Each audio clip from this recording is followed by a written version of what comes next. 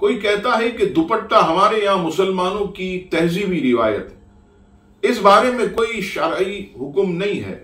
दुपट्टे को इस लिहाज से पेश करना कि यह शरई हुक्म है, इसका कोई जवाज नहीं। सबसे पहले तो याद रखिएगा कि ऐसी बात कहना ये इल्म की कमी की दलील है। उन्होंने कभी कुरान मजीद फुरकान हमीद नहीं पढ़ा या तवज्जो नहीं गई। असल बात यह है कि औरत के लिए दुपट्टा और ओढ़नी पहनने का हुक्म ये कुरान मजीद की सूरह नूर की आयत नंबर 31 में मौजूद है।